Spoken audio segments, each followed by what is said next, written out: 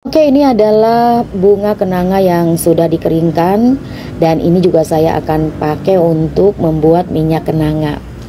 Dan saya sekaligus menjawab kebingungan bunda-bunda yang katanya ada di DM saya itu atau yang di komentar, minyaknya kok jadi bau bangke, ada yang bilang bau comberan, ada yang juga bilang bau tape gitu ya. Nah, ini alasan saya sekarang ini mengeringkan bunga kenanganya untuk bikin minyak ini gitu ya. Ya teman-teman, pertama aku mau bilang makasih sama kakak yang udah nge-tag aku di video tadi. Nah ini loh alasannya kenapa tidak disarankan menggunakan bunga yang segar ketika menginfuse minyak. Apalagi sampai dijemur, karena bisa meningkatkan potensi oksidasi. Jadi gini loh, ya ketika kita menginfuse bunga ke dalam larutan minyak atau yang disebut dengan maserasi.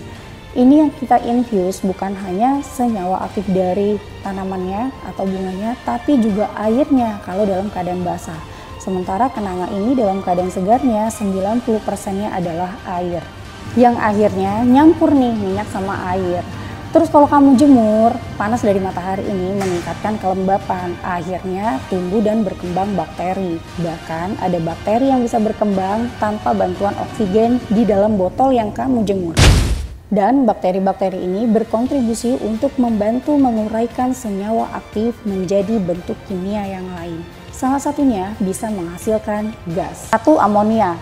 Amonia ini adalah gas yang terbentuk dari protein dan nitrogen dalam kenanga, memiliki bau yang sangat tajam dan menyengat. Ini bisa mengiritasi seluruh saluran pernafasan.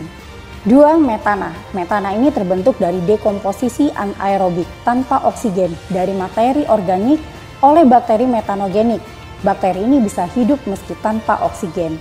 Bakteri ini berperan penting dalam siklus karbon, menghasilkan metana. Ini adalah gas yang mudah terbakar dan berpotensi bahaya jika dalam konsentrasi yang tinggi. 3. Hidrogen sulfida. Gas ini memiliki bau yang khas seperti telur busuk atau bau bangkai. Ini terbentuk dari dekomposisi senyawa sulfur dan bakteri anaerobik. Gas ini bersifat racun dan berbahaya dalam konsentrasi yang tinggi. 4. Karbon dioksida atau CO2. Gas ini terbentuk juga karena berkembangnya bakteri. Kesimpulannya, jika kita menginfuse bunga segar ke dalam larutan minyak, maka yang terinfuse adalah senyawa aktif dari bunga yang kemudian bercampur dengan air. Ketika dijemur, ini meningkatkan oksidasi dan kelembapan, akhirnya berkembang bakteri. Bakteri ini membantu proses penguraian zat aktif atau zat kimia di dalamnya, sehingga bisa menghasilkan gas yang berpotensi membahayakan. Jadi ya teman-teman, yang kita lakukan ini kan DIY, do it yourself. Kamu bisa melakukannya sendiri tanpa bantuan profesional. Jadi segala bentuk manfaat maupun resikonya itu kamu tanggung sendiri. Dan utamakan keselamatan.